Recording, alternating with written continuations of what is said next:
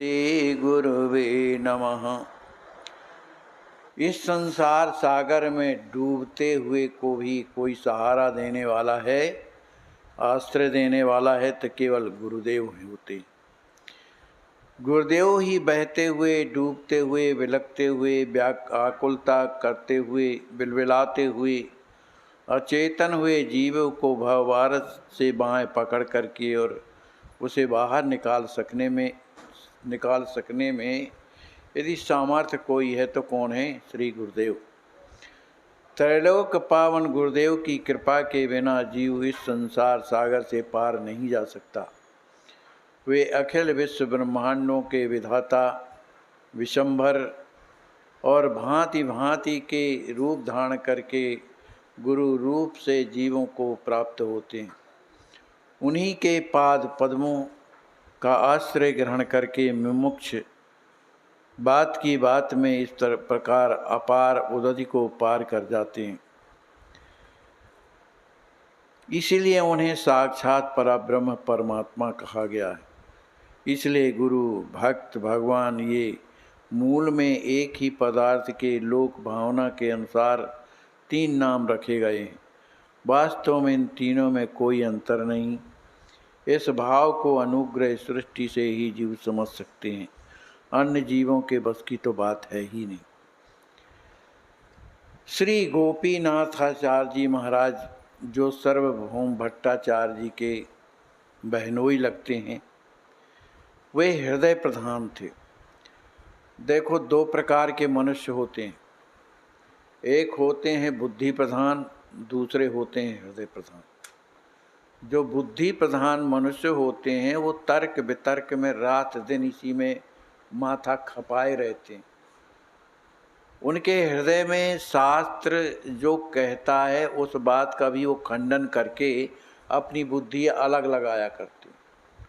तो ऐसे बुद्धि प्रधान जो लोग होते हैं उनके जीवन में शांति नहीं होती। कुछ ना कुछ तर्क वितर्क कुतर्क करते ही रहते हैं। ऐसे कैसे हो सकता है, ऐसे कैसे नहीं हो सकता है। लेकिन जो हृदय प्रधान होते हैं उनका हृदय दया से भरा रहता है। भगवान को हृदय प्रधान ही लोग अच्छे लगते हैं। सबके प्रति दया आती है, सबके प्रति सोच लेते हैं ये कितना दुखी है, उनके हृदय में दया आ जाती है। इस तरह से हृदय प्रधान जो मनुष्य होते हैं वे भगवान की तरफ जल्दी चलते हैं। इसलिए कि वो भगवान की हर कथाओं को सुन करके जब हृदय से सोचते हैं कि जब प्रभु ने बड़े बड़े पापियों का कल्याण किया, बड़े बड़े अधमों का कल्याण किया, तो हम जैसे अधम का क्या नहीं कर सकते। तो ये क्या है? हृदय प्रधानता। हृदय में ही दया होती। इस तरह से जो गोपीनाथाचार्य जी महाराज हैं वो क्या हैं? हृदय प्रधान मनुष्य। उनके हृदय में सबके प्रति दया। उनके ऊपर भगवान की यथेत कृपा थी। उनका हृदय अत्यधिक कोमल, जो हृदय प्रधान होगा कोमल हृदय उसी का होता है। जिन बहुत से लोग तो देखो ना, दुखी लगे बैठे रहते हैं, उस तरफ देखते भी नहीं, और देखेंगे भी तो कहीं कुछ ना कुछ बोलेंगे। उनको दया नहीं लगेगी क्योंकि हृदय प्रधान नहीं है। भावुकता की मात्रा उनमें अधिक थी। महाप्रभु के पाद पद्मों में उनकी अहेत की प्रीति थी। वे महाप्रभु के विग्रह में अपने श्रीमन्नारायण के दर्शन करते थे। माने महापुरुषों में जो भी शक्ति होती है वो परमात्मा की तो सब पर होती है, पर उनमें विशेष होती है। उनमें भगवान की कृपा अत्यधिक पाई जाती है। उनके लिए प्रभु का पंच भौतिक नश्वर शरीर नहीं के बराबर था। उनमें सनातन सत्य सगुण परब्रह्म परमात्मा अविनाशी आलोक देखते थे। उसी भाव से उनकी अर्चा पूजा भी करते थे। वे अनुग्रह सृष्टि के जीव थे, भगवान के अपने जन थे, उनके नित्य पार्षद थे। एक दिन की बात है, श्री गोपीनाथाचार्य जी महाराज प्रभु जगन्नाथ भगवान का शयनोत्थान के दर्शन करा कर लौटे। माने भगवान की मंगला आरती का दर्शन करके जब लौटे तो लौटते समय वे मुकुंद दत्त के साथ सार्वभौम महाशय के घर चले गए। सार्वभौम महाशय माने इनके साले लगते हैं, उनके यहाँ चले। सार्वभौम भट्टाचार्य ने अपने बहनोई का यथाउचित सत्कार किया। मुकुंद दत्त के साथ उन्हें बैठने के लिए आसन दिया। आचार्य के बैठ जाने पर इधर उधर की बातें होती रहीं। अंत में महाप्रभु के बारे में एक प्रसंग छिड़ गया। सार्वभौम ने पूछा कि ये जो निमाई पंडित हैं, देखो जिन्हें अपने विद्वता का अभिमान रहता है, उनका दिमाग एक अलग ही होता है। वो अपने आप में इतने परेशान रहते हैं कि किसी की बात को सहज में मानने को तैयार नहीं होते। कितने भी तर्क दिए जाएं, लेकिन वो कुतर्क करेंगे, तर्क नहीं कुतर्क करते रहते। तो सार्वभौम ने पूछा कि आखिर ये निमाई पंडित ने किससे सन्यास लिया है? अरे ले लिया किसी से, ले क्या मतलब है, लेकिन बेफजूल की चर्चा। और इनका सन्यास जो लिया है, तो सन्यास में इनका नाम क्या है, ये अपने बहनोई से पूछ रहे। तो गोपीनाथ माने उनके बहनोई हैं, उन्होंने कहा भाई इनका नाम जो है श्री कृष्ण चैतन्य इनके गुरुदेव ने रखा है। और कटवा के समीप जो है इनके गुरुदेव रहते हैं, जो केशव भारती कहलाते हैं, उन्होंने इनसे सन्यास दीक्षा ली है। सार्वभौम समझ गए। क्या समझ गए? अरे केशव भारती कोई पढ़े लिखे थोड़ी, न कोई विद्वान है, न कुछ जानते हैं, नाम के सन्यासी हैं। इसी तरह का जो अर्ध पढ़े लिखे लोग होते हैं, पूर्ण पढ़े लिखे नहीं, अर्ध पढ़े लिखे, इसी तरह का अपचार कमाते रहते हैं, दूसरों की बुराई कर कर के। कहा वो ऐसे ही साधारण सन्यासी हैं, ऐसे साधारण सन्यासी ही होंगे। फिर दंडी सन्यासियों में भारतीयों को कुछ ही समझते हैं।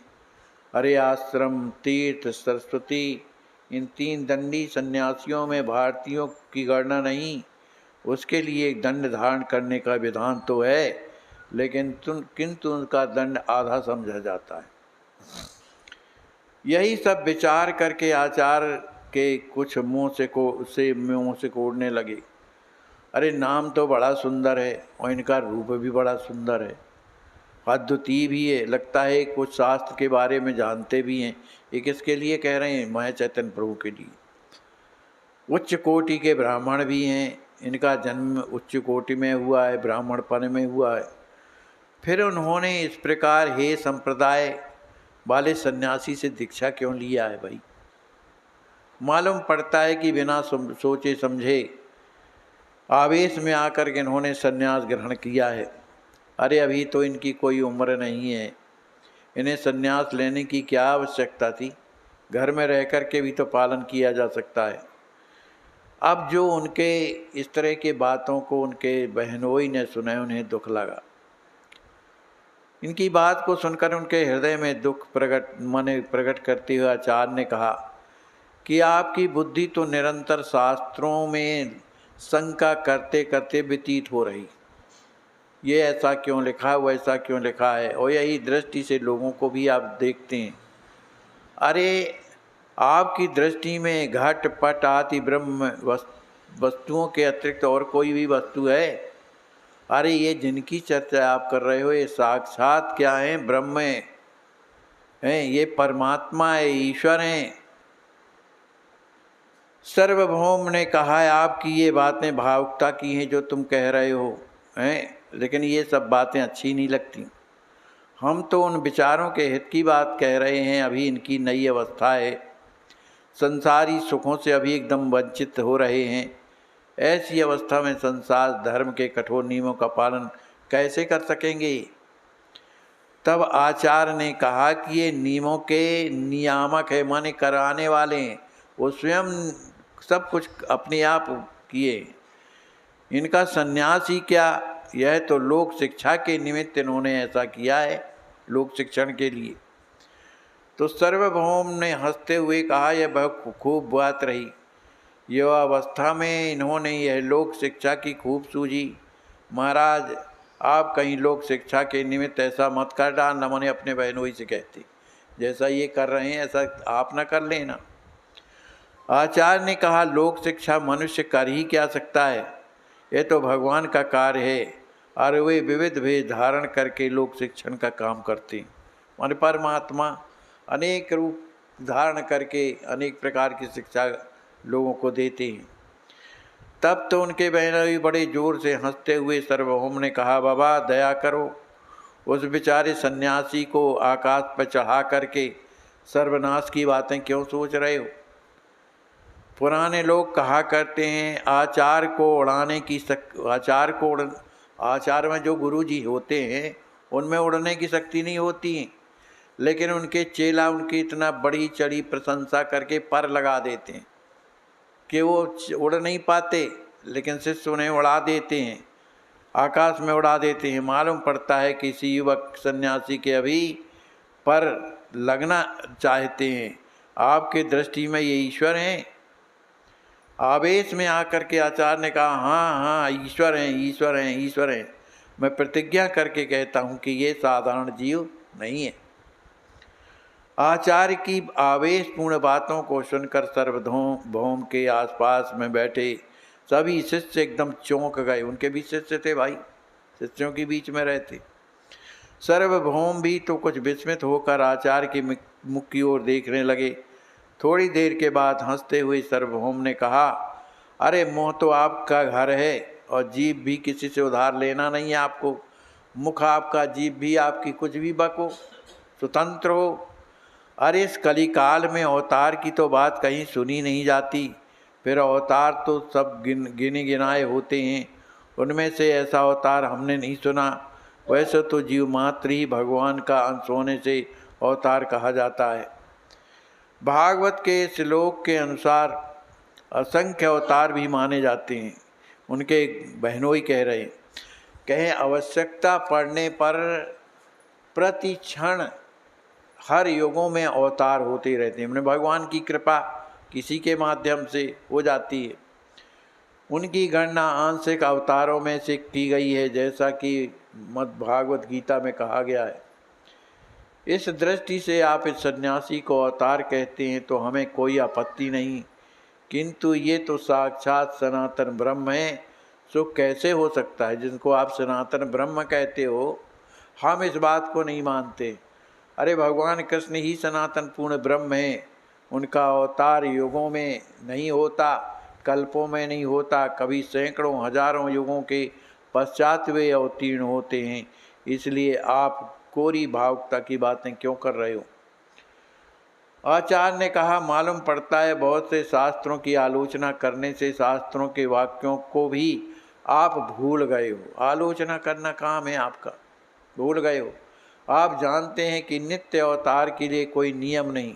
मानी भगवान का अवतार जैसे द्रौपदी जी रही, अब उन्होंने जब भगवान को पुकारा उस स्थिति में, तो जो वस्त्रावतार हुआ ये क्या है, ये तत्काल अवतार है ना भाई, आखिर अवतार तो हुआ।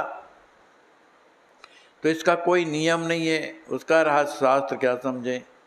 यह तो शास्त्रातीत विषय है। नित्य अवतार का कभी तिरोभाव नहीं होता, वह तो एक रस होकर सदा संसार में व्याप्त रहता है।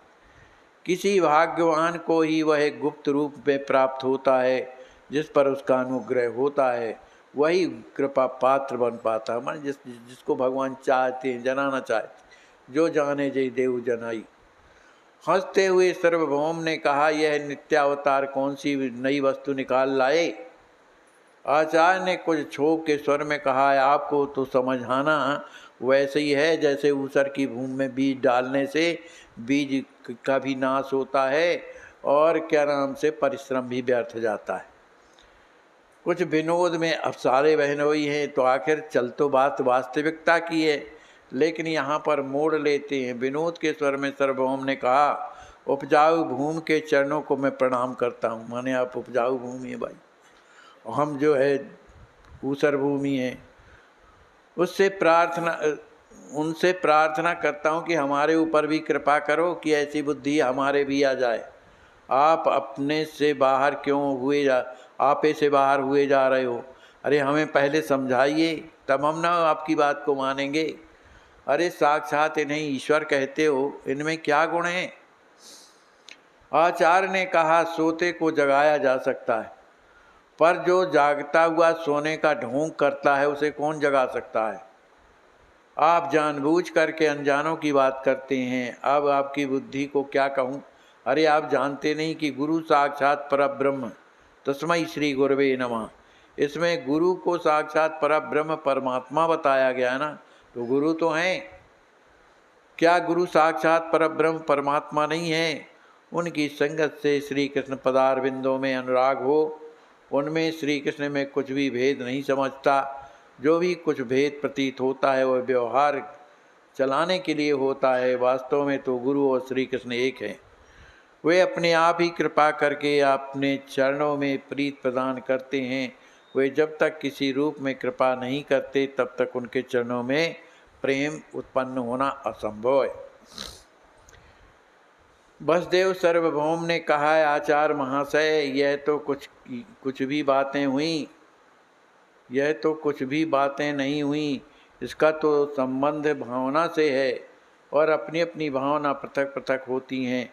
यह बात तो सचमुच शास्त्रों से परे है। दृढ़ और शुद्ध भावना के सामने तो कोई भी बात असंभव नहीं। किंतु आप इस प्रकार प्रचार नहीं कर सकते। दूसरों को आप अपनी भावना के अनुसार मनाने के लिए मजबूर नहीं कर सकते। आपकी उन सन्यासी युवक में गुरु भावना, परब्रह्म की भावना है तो ठीक है, किंतु हम भी उनकी बातों से सहमत हों, इस बात का आग्रह करना आपकी अनाधिकार चेष्टा है। माने हमको मनाना कि इन्हें परमात्मा मानो। हम उन्हें एक साधारण सन्यासी समझते हैं। वैसे ये बेचारे बड़े सरल हैं। भगवान की इनके ऊपर कृपा है। इस अल्पावस्था में भगवान के पाद पद्मों में इतना अनुराग है, ऐसा अलौकिक त्याग, इतना अद्भुत वैराग सब साधुओं में नहीं मिलने का है। बहुत खोजने पर लाखों करोड़ों में से कोई ऐसा अनुरागी मिलता है। हम उनके त्याग, वैराग और भगवत प्रेम के कायल हैं, किंतु उन्हें अपनी इस तरह ईश्वर मानकर लोगों में अवतार पने का प्रचार करें, यह हमारी शक्ति के बाहर। आचार्य के कुछ दृढ़ता के स्वर में कहा, अच्छी बात है, देख लिया जाएगा। जो आप कह रहे हो वो देख लिया जाएगा। कब तक आपके ये भाव रहते हैं। इस प्रसंग को समाप्त करने की इच्छा के बाद से प्रवाह बदलते हुए सार्वभौम ने कहा, उन्हें लगा कि हमारा बहनोई बुरा न मान जाए। इस कारण से बात को बदलते हुए कहा, आप तो हमारे जो कुछ भी हो सो तो हो, हमारी किसी बात का बुरा न मानना। हमारा आपका तो संबंध ऐसा है जैसे कोई अनुचित बात मुँह से निकल गई हो तो क्षमा करिएगा। आचार्य के कुछ उपेक्षा सी करते हुए कहा, क्षमा की इसमें कौन सी बात है। मैं तो भगवान से प्रार्थना करूंगा कि आपके इस नास्तिक के विचारों में भी परिवर्तन कर सकें, आपको अपना कृपा पात्र बना लें। मतलब जो आपके हृदय में जो नास्तिकता के विचार भरे हैं, जो खुद नास्तिक है वो दूसरों को नास्तिक कह रहा, तो इस पर भगवान कृपा करें कि आपकी बुद्धि ठीक शीघ्र जल्दी बदल जाए। सार्वभौम ने हंसते हुए कहा कि आप ही भगवान की अनंत कृपा, आप पर भगवान की अनंत कृपा है। उसी में थोड़ा सा हिस्सा हमें भी दे दो कृपा का। उन सन्यासी महाराज को कल हमारी ओर से भोजन का निमंत्रण हमारे यहाँ कर देना। कल हमारी इच्छा है कि यहीं अपने घर में भिक्षा कराने की है। इसके अनंतर कुछ और इधर उधर की दो चार बातें हुई। अंत में मुकुंद दत्त के साथ गोपीनाथाचार्य प्रभु के स्थान से चले गए। सार्वभौम की सुख से तर्कों पर मुकुंद दत्त को मन ही मन बहुत दुख लगा। आचार्य भी कुछ उदास थे। प्रभु के समीप पहुंचकर गोपीनाथाचार्य ने सार्वभौम में जो भी बातें उन्होंने कही थी महाप्रभु के संबंध में, कि वो नहीं मानते हैं कि ये स्वयं ईश्वर हैं, तो इस बात को लेकर के गोपीनाथाचार्य जी ने कहा, प्रभु कुछ भी हो उनके ऊपर कृपा होनी चाहिए, उन पर आप कृपा करिए। उनके जीवन में जो नीरसता भरी है उसे निकाल करके सरसता भर दीजिए, यही हमारी चरणों में प्रार्थना है।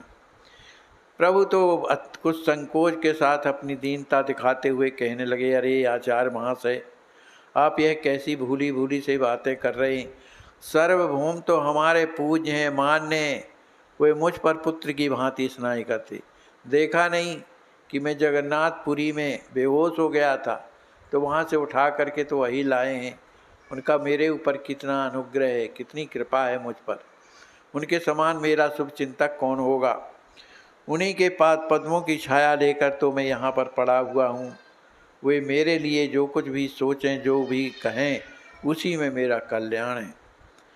जिस बात से उन्हें मेरी अमंगलता संभव होगी वे अवश्य बता देंगे।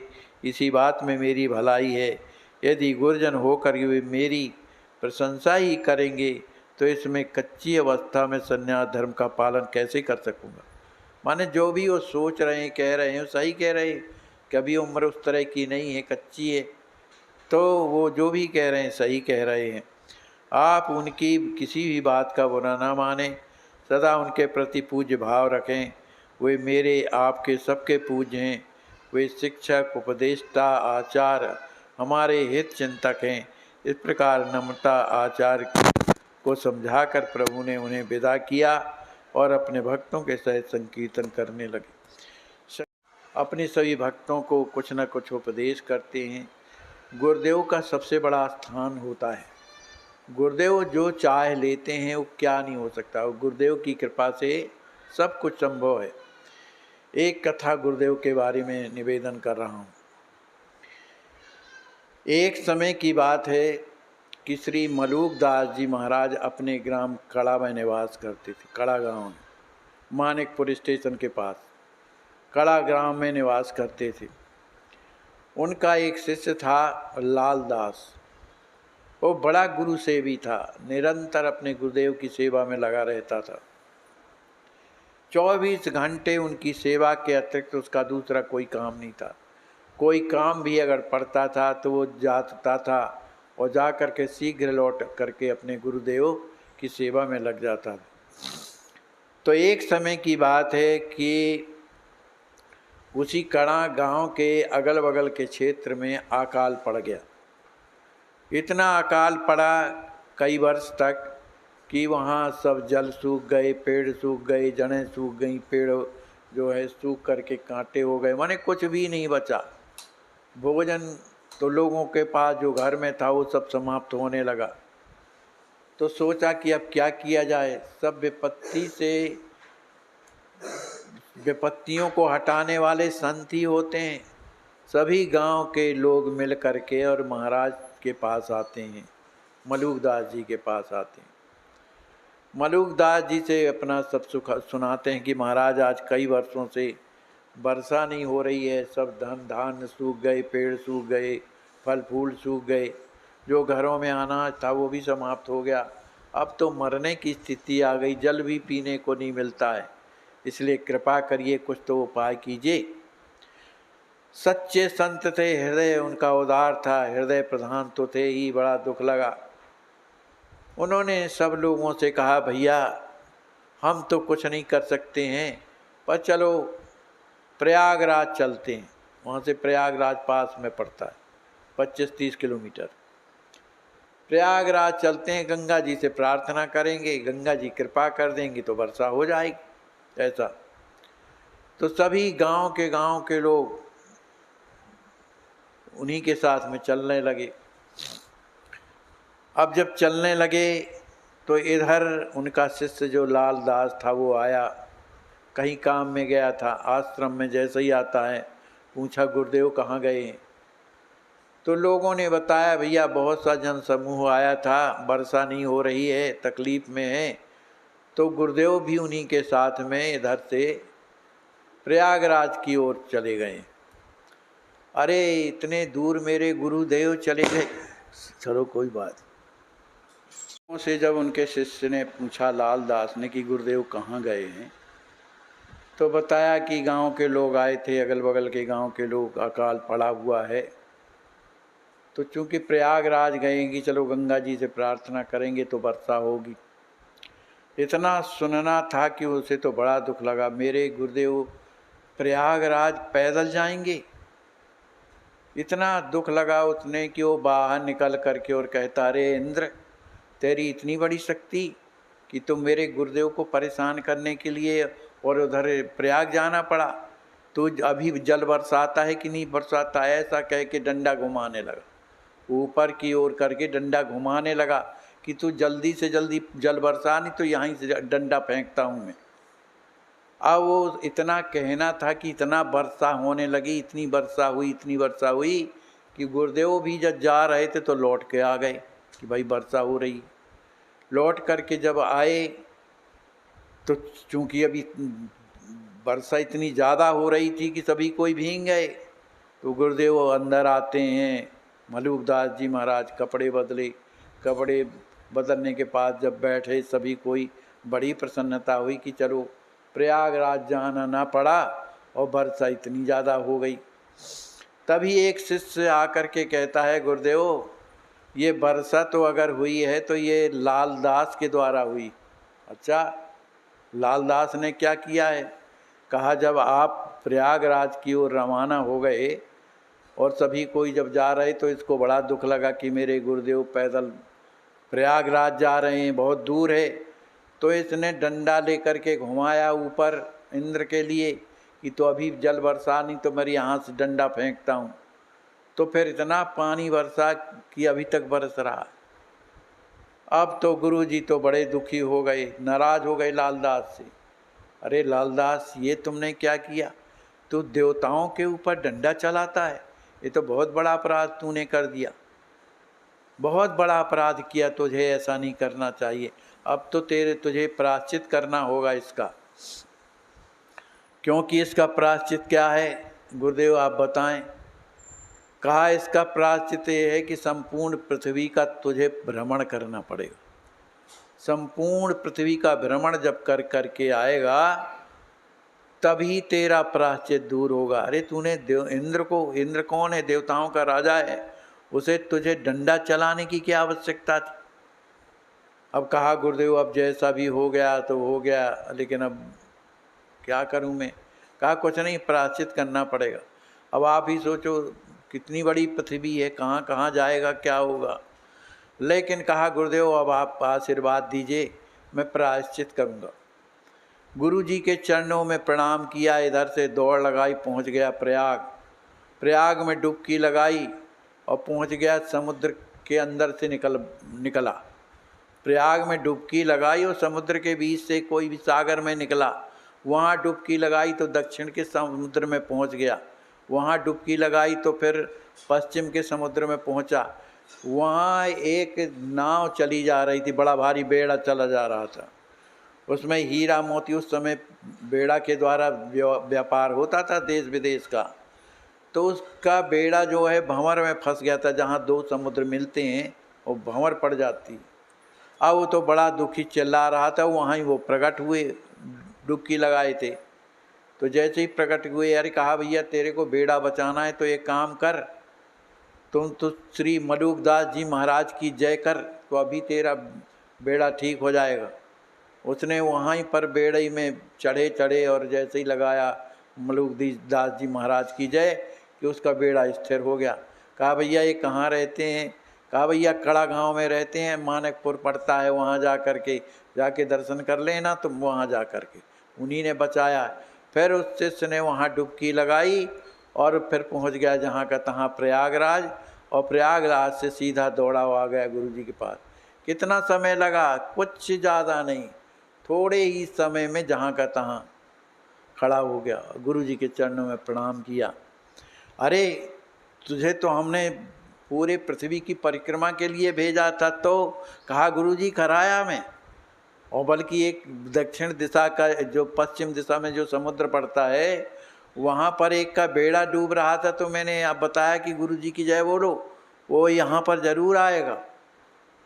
तो वो सरकार वो आएगा। मैं तो आप ही की कृपा से मैं सब कुछ, मुझे तो कुछ पता ही नहीं है। मैं तो एक समुद्र में डूबता था, दूसरे समुद्र में निकलता था, दूसरे में डूबता था, तीसरे में निकलता था। माने आधा घंटा भी नहीं लगा, वो जहाँ का तहाँ आ गया। अब तो गुरु जी उसको हृदय से लगाए, अरे भाई तू तो बड़ा विचित्र निकला, ऐसा गुरु भक्त। कहा ये सब गुरुदेव मैं क्या है, तो आपकी कृपा है। कहने का मतलब कि जिन पर अपने गुरु पर भरोसा है, तो ये संसार की कोई वस्तु ऐसी नहीं है कि जो बाध्यता मन प्रकट करे, वो उसको सामने आड़े नहीं आ सकती है। तो एक लाल दास जी ने अपने गुरुदेव के कृपा के द्वारा उनने संपूर्ण पृथ्वी की परिक्रमा आधा घंटा के और बल्कि कम समय पर करके गुरु जी के सामने प्रकट हो गए। तो गुरु जी से बढ़कर के कुछ नहीं होता है, इस पाठ का केवल यही सिद्धांत है कि गुरु से बढ़कर के कुछ नहीं है। गुरु की वाणी पर भरोसा होना चाहिए। अरे गुरु जी ने ये कहा लेकिन पता नहीं कैसे कहे, बस वहाँ ही बिगड़ गया उसका। गुरु जी की वाणी में तो तर्क वितर्क तो करना ही नहीं चाहिए। आज्ञा सबना सुसाहिब सेवा, जो आज्ञा दिया सेवा करो बस, क्या है क्या नहीं है इस पर विचार नहीं करना चाहिए। इस तरह से जो करते हैं उनके जीवन में आज भी घटनाएं घटती हैं, आज भी भगवत कृपा होती है। गुरु क्या है, गुरु भगवान तक से परमात्मा से भी मिला देता है। लेकिन गुरु की वाणी पर भरोसा हो, श्रद्धा हो, उनकी सेवा में उनकी रुचि हो, इस तरह की स्थिति हो तो सब कुछ हो सकता है। इसी तरह से सार्वभौम भट्टाचार्य जो हैं वो क्या हैं, ज्ञानी भर हैं। लेकिन जो उनके बहनोई हैं वो क्या हैं, हृदय प्रधान हैं, भक्त हैं। तो कृपा भक्तों पर होती है, ज्ञान प्रधान वालों के ऊपर नहीं हुआ करती है। अब इसके आगे क्या प्रसंग आता है कल हम लोग श्रवण करेंगे। बोलिए श्री सीताराम जी महाराज की जय। इनको लकवा मारने के बाद 1 महीने तक अपने बिस्तर पर पड़े रहे। दुर्भाग्य हमारे समाज का, कोई हाथ नहीं लगाता था, बेचारे खिसक खिसक के लेटरन करते थे। आज अस्वस्थ संत सेवा ट्रस्ट आपकी देख रहे हैं आप किस प्रकार से स्नान करा रही है और इनको हर प्रकार के इलाज की सुविधा अब चलने लगे हैं ये। और मेरे प्यारे भाइयों, जिंदगी में कठिनाइयां हमें सही रास्ता दिखा जाती हैं, अवश्य ही उनसे घबराना नहीं चाहिए। जय श्री राम। आपकी अस्वस्थ संत सेवा ट्रस्ट के द्वारा इन्हें लखनऊ मेडिकल कॉलेज भेजा गया है ऑपरेशन के लिए। बहुत कष्ट है, बिना ऑक्सीजन के इनके प्राण नहीं रह सकते हैं। अब सोचिए, आप विचार कीजिए कि ऐसे असहाय संत बेचारे जिनकी कोई सेवा नहीं करता, तो कम से कम आपके अस्वस्थ संत सेवा में आ गए हैं इस ट्रस्ट में, तो आप रात दिन उनकी सेवा कर रहे हैं।